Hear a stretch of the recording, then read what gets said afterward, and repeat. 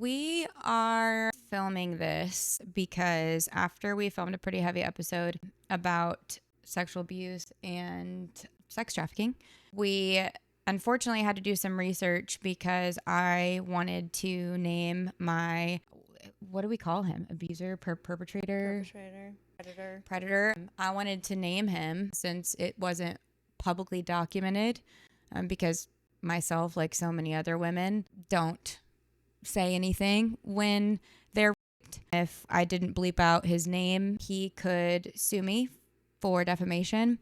And we are obviously not in a financial place to be able to fight that. So we wanted to film this intro to let you guys know. I'm going to leave a lot in because I know there's a lot of girls that have been in the same position because this man is a serial and he's not the only one in Nashville. Felicia was real mad when we found this out. I was about to message his wife on Instagram and be like, look, your husband is a rapist. Yeah. Because I can say the names of my abusers out loud without repercussions. I mean, they could try, but they don't have millions of dollars. Yeah.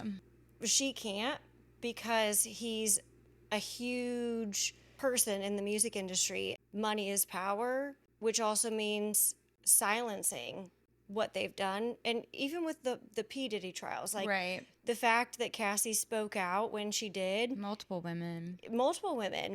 And he still got away with it. Exactly. So we want to leave enough breadcrumbs for you that you can kind of piece it together. And you'll see in the episode, it's somebody I dated that, and I was questioning it at first too. And then I got confirmation from people who I didn't even know knew him. Like, it just was this whole thing. The fact that he's still making that they literally millions of said dollars. To you, oh, he's known for that. Yep. And the fact that he is still making millions of dollars and we can't say his name because he has money, it's disgusting. And I pray to God that changes someday. But until it does, we're going to drop every single hint that we can. You drive down Music Row, you see his face. You listen to your favorite country song. He's even written for Christian artists, which is disgusting. So this happened to me in 2012. And at the time, he only had 2 number ones. And only one of them was a well-known artist who was, at the time, my very favorite artist. Now, he has close to 20. He's won awards. He's celebrated. But we hope that anyone who has experienced this or knows someone who's experienced this will watch it and comment, message us, know that you're not alone. I'm terrified, but also really anxious to see how many other names come out because I think the Me Too movement has not hit Nashville. And it is definitely time. It's definitely time. And if we have to be the ones to kick the door open, we will. Amen. Cheers to that. You. Can you bleep it? Yeah. I'll bleep it. When we have money. Oh God, I love that. Coming after you. Let's not overthink it. Let's just talk about it. I need to think. Okay, cheers. We always have to do a cheers. I know, duh. Cheers. Hi, friends. Welcome back. We do want to give a trigger warning. What we're about to discuss is extremely sensitive. It involves unconsensual encounters and trafficking, being drugged. It's pretty heavy, but it's also really, unfortunately, very relevant here in Nashville. So we felt the need to share personal experiences with this topic. Good job. Thanks. Wait, I need to You're talking to me. Pretend like it's Pretend like it's a friend sitting there that just moved to Nashville and we have to warn them to be careful. Nashville is a scary place. So if you're thinking about coming to visit, then you need to know the reality. Technically. No, it's been here the whole time. So, we just never spoke about it. Yeah. So it's all over TikTok now. And it's someone talking about how they got roofied in Nashville. And there's tens of thousands of comments being like, that happened to me. That happened to my sister. That happened to my friend. Part of me wants to be like, well, it didn't used to be that way. The reality is it always has been that way here. Yep. And now it's just because Nashville is more mainstream, we're hearing about it. So what's sad is we're not even going to be able to tell all of our experiences because there's been so many things that we've been through or that people have been through. Right. Where do you want to start? I mean, let's start from the beginning beginning. The first of time. experience was the one that you had. I mean, honestly, this changed probably the trajectory of like what I could have potentially done with music. When we first moved to Nashville, it felt like a safe place. And honestly, I did not realize that this experience happened so soon after you moved here and so early on in our friendship. Yeah. And Well, and you didn't even realize what it was until right. later. I remember it was my birthday weekend, and I was talking to this guy that I had gone on a few dates with. He's a well-known songwriter, like big time. We'd been on a few dates. He invited you and I back to his. It didn't happen your birthday weekend. That's when we met him, though. But that's where we should start the story. It happened my birthday. Did it? Oh yeah, I'll add context to that. And so we went to his house twice. 3 times. We did. Oh my God. So 3 months into our friendship, I don't want to say dating. I had been on some dates with this guy, and I had told you all about him. I was like, I really like this guy. Like, we're hitting it off. He's taken me to like some really cool places. It's just been fun. You had already been on a few dates with him. Right. Me, you, and Brittany went down to try to be seat fillers for CMA Awards. Yep. And which was my doing and Brittany's, and we drug Felicia along because back then in Nashville you could do stuff like that. Wait, that's the night too that one dude tried to hang out. What's the short little country singer's name? And I have a fucking story about him too. Right, yeah, well, but that's a what a weird that's a full circle moment. You know the story. Yeah, I know. Where he fucking took my phone and locked in a secret door. Yeah. So anyway, after we go to the show, we go out and the night is young. You're like, oh, let me text this guy and maybe he'll come, like, because only taxis. Maybe he'll 615-333-3333. Never forget. I spent my whole life savings on taxis. Literally. You called him. He came and picked us up, and we went to his apartment. And Brittany was there the first time, wasn't she? No, she Irish goodbye. Oh. But me and you went to his apartment. Keep in mind, at the time in Nashville, there were no condos. Like the Icon, the Rhythm, and Adelasia. Yeah, those were That's like it. The fancy ones. So that's pretty much all. First of all, we were starstruck because this dude wrote for huge artists. Second of all, we were invited into this bomb-ass condo back in the day. Yeah. We were like living in the ghetto. He was considered a safe person. Right. At that point. So we go to his fancy ass condo. It's a 2-bedroom condo. And the first room that you turn into is a full studio. At the time, my all-time favorite love of my life was, and plaques and plaques and plaques of. There is no person in my mind that would be associated with that would be a bad person. So why would I ever assume danger? And he also looked like a nerd. Like you look at him and you're like, this dude is a nerd. Yeah. He's like so harmless, also so nice. I remember sitting in that room and he was like, oh, let me play this new song that I just wrote. Keep in mind now that I know this, now that I am a well-traveled Nashvilleian, I am like, this is so annoying. He plays a song. He's like, oh, I wrote this for so-and-so. I wrote this. You're annoyed. You like just like fucking peace out. He just played music. And I was like, oh my, this is my in. They say it's who you know. And all I need to do is like show him that I'm talented and I can write songs. Or like, maybe he'll just be my friend. Right. And like Felicia's dating him and this is perfect. Oh my God. Like I'm going to write songs for her. I think we saw him another time at Whiskey Jam. And then we were out for my birthday, which is the end of November. And same thing. We were having a time. And you were like, night is young. Let's call again. Vividly remember when he pulled up and he opened the taxi. And I remember the way that he looked at us made me so uncomfortable in my body. Like, clearly, it's like a visceral feeling that I have. Right. I didn't understand why at the time. Right. I'm like, why am I being so paranoid? We already know him. We've already been to his house. Right.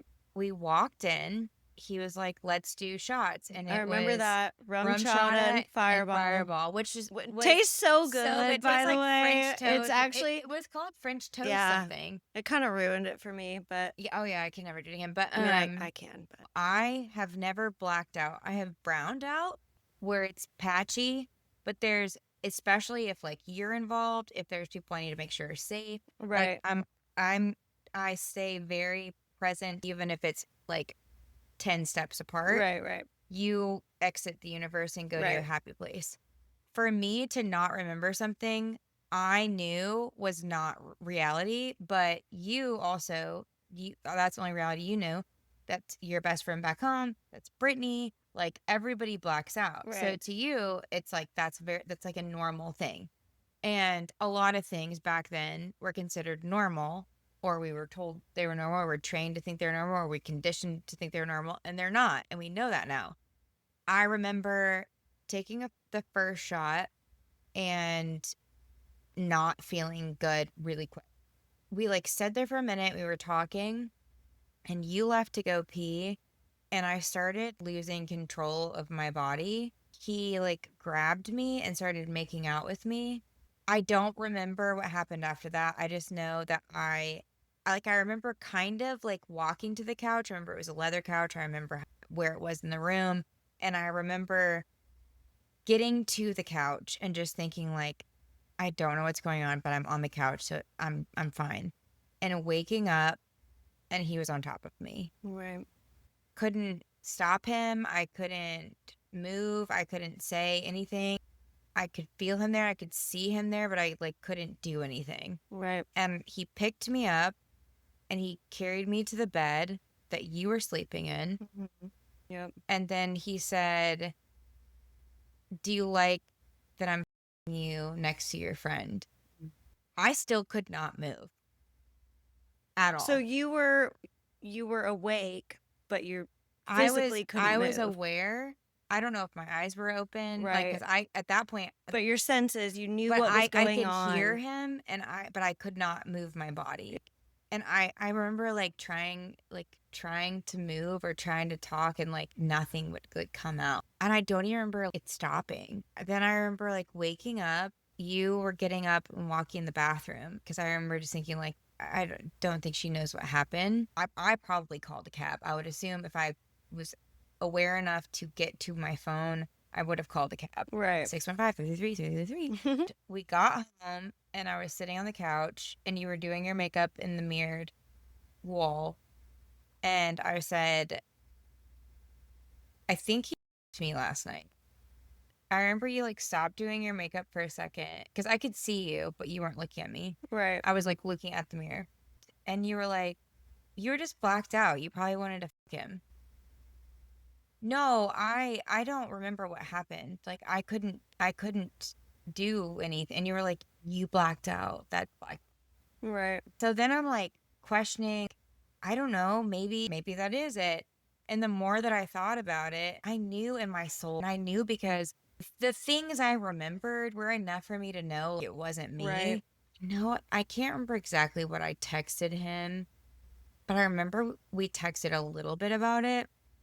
I think I was still being polite. Right. I think I was like, did something happen last night? I think I was like trying to convince myself, and he said some bullshit. We were at Whiskey Jam. I think it was like the week after. It was either a week or 2 weeks after. He walked up, just had the fucking balls to literally stop in front of me. I also remember he was so fucking short. Yeah, short little Yeah. ugly fucker. He's actually I really ugly. never would have you by choice. You fucking troll. He like literally stopped in front of me with this attitude of I won. I asked him, so do you just don't care that you raped me on my birthday? And he said, it was your birthday. I just wanted you to feel good. Yeah. And literally meant it. And then walked away. Yep. And nothing happened. And he then proceeded to become even more famous, Yep. even bigger, writing for Christian artists. Yeah. too. It's wild. It's disgusting. And that was a big point of contention for you and I because I had never had any experience with that kind of thing with one of my closest friends. Right. In my mind at that time, because it wasn't publicly talked about, I was like, oh, she is a fan. Like, she probably just wanted to sleep with him. Honestly, it probably wasn't until 10 years later. yeah, until a friend of mine, we were having a conversation and she also knew him and knew friends of his. And I don't remember how the conversation came up, but she was like, "Oh yeah, he's known for that. Like Yeah. that's like he's known for that." Yeah. It's disgusting. And it makes me sad that it also took me that long. It's not that I didn't believe you. We didn't know. We didn't know. We didn't know that that was like a thing. Well, I even remember you saying, whenever you said you're probably just blackout, and then you said, what do you want to do? Go to the hospital and get a rape kit? I said that. Yeah. And I was like, God, I was awful. I was like, I mean, I don't know. I don't know. Like, but you didn't say it like mean. You were saying it like, what do you want to do? Like, you weren't being mean at all. I didn't Right. take it being mean, but looking at it now, you were just going off of information that you knew, and what you knew was didn't know me that well at that Right. point. At this point, you think that I blacked out, accidentally hooked up with somebody. Right. I also, part of the reason, aside from just being terrified, this is why I remember it. It's all coming back. You said that, and I thought I should, but I would never have a career in music. He would ruin me. It would be me against him. And Yeah. I remember thinking I would rather just deal with it Right. than sacrifice any possibility of having a career in music. So when you heard it from your friend, Right. who was pretty involved in the music industry, Right. that was the first time that you had actually, because we really didn't talk about it again. And honestly, I kind of put it away and was just disgusted every time I saw him getting more rich and more famous. I knew he was doing it. I knew he was doing it to other people. There's no way that was a one-off. That was a serial hunter. The way that he did that was Well, and the fact and he knew I wanted to be in music. He Right. knew that I idolized him. He knew I idolized. And I even think about like how we met. I remember it was at Whiskey Jam. This dude comes up to me and he was like, "Hey, my friend thinks you're really pretty, but he's too shy to come talk to you." So it like set him up as like some like timid, sweet guy. Yeah, he's a fucking piece of shit, man. Disgusting. So gross. If you think about it, in Nashville, how many people are doing the same thing still? And not as many people even move here for music, Right. but they move here to get into the industry. The amount of girls that probably made the same choice that I did, and he's fucking got away with it Yeah. for all this time. It's gross. And He's not the only one, for sure. right. When we talk about me blacking out, I feel like we should tone that down just a little because when I tell my story, people could just be like, "Oh, she blacked out, got carried out." You know what I'm saying? We're not toning anything down. Felicia, there are girls that black out every time they drink. Whenever I There tell are my girls- story, but I want to listen, give it what credibility. this isn't about credibility. What it's about is the truth. Why I'm getting frustrated with you is I'm not frustrated with you. I'm frustrated that you're trying to water down your story. I want to preface that because I don't black out every time I go out now.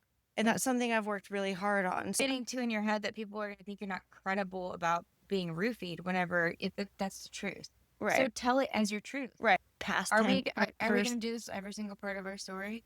This is going to be a whole fucking episode in itself. No, I get it. I feel like it's a very touchy thing as I pour wine. Sorry, just was very, I don't know. It felt Well, it's triggering to me because I just feel like I'm trying to tell a story that's like not fun to talk about. How am I going to talk about it in a way that is the reality of the life that we live? And you don't feel this way because I don't want to make you feel that way. You're triggered because that's not who you are anymore, but I'm triggered because I feel like you're trying to downplay like what it was. yeah. No, I agree. I just don't want it to like cause you to feel like shame now. I don't really know what it causes, honestly. I think it's being brought up and hearing how it affected you. Obviously, it causes shame. That's not who you are now. I know, but and I know that, but then when we talk about it but it was like, you always black out when you drink. Like, that kind of hit home. Like talking about trauma, and I'm opening a trauma part of my brain. Hearing you say that, this is the part of my brain I'm in right now. Like, I'm not in today. I'm like in his apartment. Right. I'm on his Yeah, couch. that Like, you haven't thought so about in a I'm long like time. feeling, like viscerally feeling all of this. No, I get Just that. feeling more of that than now. Now that you explain it that way, I get it. And Like, I'm sorry. I'm honestly just realizing it as I'm talking. I'm having a breakthrough right now, actually. No, I mean, it makes sense. You literally had to open Pandora's box of And so memories that like, you have. and then I'm like, you always black out when you drink because I'm in 2012. I'm not trying to take away from your story. It just It's honestly, it just was an experience of maybe a trigger that I didn't realize I had because I've worked so hard on myself that to hear the word always felt current and but I get what you're saying too. I just, You get it. I'm sorry. I'm glad we unpacked that. I still can't like close my eyes and see it, but I could describe it so perfectly that a sketch artist could Right. like I could describe exactly how the door was held and exactly how he was looking at me, like, but I can't see it. Right. Anyone with aphantasia, but I can feel it. That's why, because I have to like access a different part of my brain, and so then I'm so in that body. Right. That That's EMDR. That is whenever- literally what EMDR Well, no, is. but EMDR didn't work for me because I can't But see. you're doing your own EMDR. I know. Right now in this Magic. we were crazy podcast and we are kind of crazy sometimes. No, we're just unpacking emotions as we go I'm glad that along. we worked through that. I'm glad that I understand where that came from. Wow. And I'm glad that I understand where you were coming from too. I split personalities back in 2012. Us as women have a million As the personalities. same too, she realizes she's schizophrenic. No. It's ADHD, it's autism. It might be Or it schizophrenia. might be hormones. It might be suppressed thought. God that we are so married because that could have turned into like a big blow up fight. But that takes work. That takes like vulnerability and I know. skill. That's why we're best friends. Yeah, is that's because why we're soulmates. So if we- anybody wants, actually, we're not therapists, but if you need marriage, like that's what you need to marriage do in a consultants. relationship. You need to talk through it and understand the other person. Your eyes were getting real red and mad, and I was like, we are not going here. Do a thing, and whenever they do the thing, I'm like, okay. I did the stare. I knew we weren't mad at each other, but we were not just like Our energies were like we were. this. Yeah, and we're Instead of like this. and we're really. Anyway, so one time I was almost sex trafficked. Yes. Honestly, the more I've learned about Nashville and how dangerous it is, the more I've come to realize like that was a real thing. Because it's not that it wasn't a big deal. Didn't seem real. Right. Yeah. You and I were out on Broadway. This is after I'd moved back to Nashville. Mhm. I think it was like 2016. And we had gone to brunch at Tavern, had a great time. We decided to go to Broadway. We took some really cute pictures. Jer said that we looked like we had just come from church. We were wearing cute little sundresses. We were at Honky Tonk Central. And that day in particular, I was like even keeled. I was having fun, feeling myself. And I remember I was talking to some guy at the bar, and I'll never forget his belt buckle. He had a belt buckle on. You would never leave me in a place if you knew I was blackout. And I will say too, at that point, we were at a place where we had went through a lot of years of drinking, and at this point, we had come to an agreement Right. that because you were like, you can't always try to drag me home. Sometimes I want to stay out, Right. and I was like, but I'm scared that you're not safe because I'm very protective. Right. And we had come to like an agreement that I was like, okay, if you are not good, I will take you home. But if I look at you and I can tell you're good, then I will let you do what you want. And we were doing, I remember we were doing so good with that. I don't even know if we could share locations then, but until we were like rebuilding this trust, kind of like, I don't have to like always be a paranoid mom. I want you to have your freedom. Right. So that was one of those days. And that was like the first drink that we had. Yeah. And you were ready to go. And I was like, I just want to stay for a little bit. You're like, okay, cool. Just text me when you get home. Yep. And I remember I had ordered a vodka sugar-free Rebel, a sugar-free Turbo. Turbo. Shout out. HTC. This guy brought it to me, a guy that I had been talking to. Again, I just remember the belt buckle. After that, it was donezo. That I remembered nothing. The next day, I am told that there were 2 tourists walking down the street of Broadway and walking across the road to Honky Tonk Central, and they saw me being carried by 3 men, like I was limp, being carried by 3 men, and they were trying to put me in the back of a van. These tourists were like, something's not right about this. They just had a sense like this isn't okay. I mean, obviously, they're men trying to put me in the back of a fucking van. At least put me in the driver's seat. Not the driver's seat, the passenger seat. And so they stopped them and they were like, hey, this is our friend. We need to take her home. They get me in the car. I am so incoherent. I can't even give them my address or anything. They pull up the last phone call I made, which was to Adam, who was my boss at my job at addiction campuses. Yep. And they called him and they said, hey, we have this girl. She doesn't know how to get home. And we just want to make sure she gets home safe. And Adam, we had called him earlier. So he knew that I was supposed to be staying with you, maybe. I don't remember. But he knew your address. Probably because you didn't answer. I was asleep. Adam was both of our boss, if that helps. Like, he was our boss. And he was our friend. Yeah, and friend. So these tourists bring me back to her house. I think that was my first tangible experience with being roofied. Because, yes, I used to black out all the time. But I was nowhere near that point. The fact that 3 men were trying to put me in the back of a van. I remember them because I was asleep. I felt fine about you being out. And I just thought, oh shit, like she got really blackout. Yeah. I just remember being confused of like, this feels so different than how she normally is when she's blackout. Right. And they looked so confused. Because even when I'm blackout, I don't lose control of my body. Yeah. They looked so concerned, but they didn't say any of this to me. They were just like, she didn't know where she lived. And I was like, thank you. Oh, it's okay. And put you to bed. Right. And then we went to work. I remember Adam coming over and he sat in that chair that was by the wall. And he was like so serious. If you know Adam, he's not. He's not serious, but he was very like dad mode. I told them that I would send them $75, just make sure that like get her to you. Or I feel like that's when I heard the 3 men trying to put you in the back of a van thing. Right. Because they texted me the next day and they were like, we just want to make sure you're okay. And I called them to ask what happened. Because at that point, I thought I had blacked out. You know what I mean? Yeah. Like, well, again, like, but because I was still in a daze. I think it was still wearing off all of it.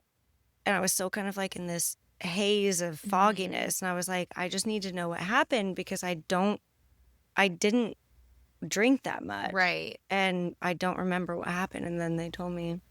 Yeah, that was scary. That was really scary.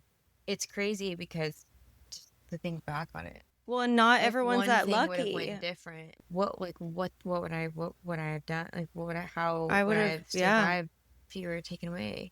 I don't know. And also, clearly that's happening. So why don't we hear about it? I don't know. Where are all the people they take? Exactly. And why do we not know they're missing? No, I mean, I'm sure there's platforms where we can see that kind of stuff, but I feel like that's why it's so important that we talk about it because it needs to get out there and people need to tell their stories. Like if it happened to you, like you need to talk about it. Yeah. Because Nashville is not the Nashville that we knew and you don't know what's going to happen on Broadway. Like you really don't. And also just to also circle back to the present, this is happening obviously downtown now. I mean, look at that. It's well known. What's his name? Riley. Riley. It's everybody here knows men, he was roofied. women. Yeah. I know multiple people who have friends or themselves that have been roofied downtown, but it's not just downtown. And I can confirm that because it happened to me the beginning of this year at Scoreboard out by Opry. And I was with someone I was dating at the bar in a safe place on a Sunday. I knew what happened to me because of what had happened before. Right. what was weird though is the first time I was just like limp and paralyzed and had no control over anything, but I could think. And this time I just remember I knew I wasn't okay. Probably an hour after we tried to go to another place, we tried to go to Rewire the Dam. And I remember I was throwing darts, and I'm normally like pretty good at darts. And I was throwing them like almost to the floor. Right. And I was like, I am not good. And we had like 2 drinks, but then we came home and I sat on the couch and I felt like the couch was swallowing me. Like I was melting into the couch. It was the most surreal feeling. And I didn't feel that way the first time. And there has to be like different I'm types. sure. Yeah. I was like, I had to go to the bathroom, and I was so violently vomiting for like 5 or 6 hours. He was about to take me to the hospital, and I never threw up one time before. Right. But what do they do with you if you're just vomiting everywhere? Shove you in a room where you can And like puke. fucking drug you up and Yeah. then steal you. Remember Westworld? I feel like Yeah. I almost feel like that's what's happening here. Right. I don't even know if they're necessarily taking people because they're Right. drugging men and women. Like a game, like a voyeuristic Right, game, like right. watching people lose control. And I feel like, too, even just like a full circle moment, I didn't want to lose credibility in the fact that I had been roofied and almost sex trafficked. And that's probably a common thing, especially for women Yeah. or men who do black out when they go out partying and then think that if something out of their control happens, that it was their fault for drinking too much. Like, Yeah. that's not always the case. Well, and we're used to just not being believed. We want to hear your stories. If anything like this has ever happened to you, Yeah. we want to know about it. You're not alone. Nashville, wherever. It's brushed under the rug so quickly. It's like, oh, they were drunk. They had a night out. No, it's so much deeper than that. And just because I was spared from being trafficked into God only knows what Yeah. doesn't mean that other people weren't. You need to be able to like see red flags but that's the thing. There are no red flags. We don't fucking know Right. when it's going to happen. It could be some dude, some cute little dude Also in a just, belt like, buckle. I think too, just acknowledging if something's happened to you and you didn't realize what happened to you. If something almost happened to you, that's just as traumatic as if it did. Like, Right. you still are haunted by that. What if? Right. Like, that happened to your body Right. without your consent. The fact that we even have to worry about credibility at all is, just the reality. But at the end of the day, if something happens to you that you didn't ask for, it's not your fault. Yep. We're not alone. And we want to make sure everybody else knows that too. Yeah. And on that note, Rock me, mama, like a wagon wheel. Rock me, mama, any way you feel. thank you for tuning in to this episode. If you live in Nashville, if you know someone in Nashville, Yep. if this has happened to you, like if you've been literally essayed by a famous fucking songwriter, if you have been almost Or sex trafficked, anything, like roofied, we want to know about it, and we want also to bring awareness to this because I don't think the light has been shined on Nashville like it should. No, it hasn't. I mean, a kid died in a river and it's like news over. Yeah. You know what I mean? Like There's body he found, was news too drunk. over. Yeah. Like, no. Are you kidding? Yeah. Anyways, we love you and we can't wait to see you next week with something a little more lighthearted. Who knows? Maybe. We have trauma. We don't even know. Anyway, we weren't crazy. Love you. That's not the. We weren't crazy. And neither are you. And we love you. And peace out, bitches. Thanks for being here. Come back next week, Felicia please. really is thankful. Come back next week. Reading Please. a rainbow.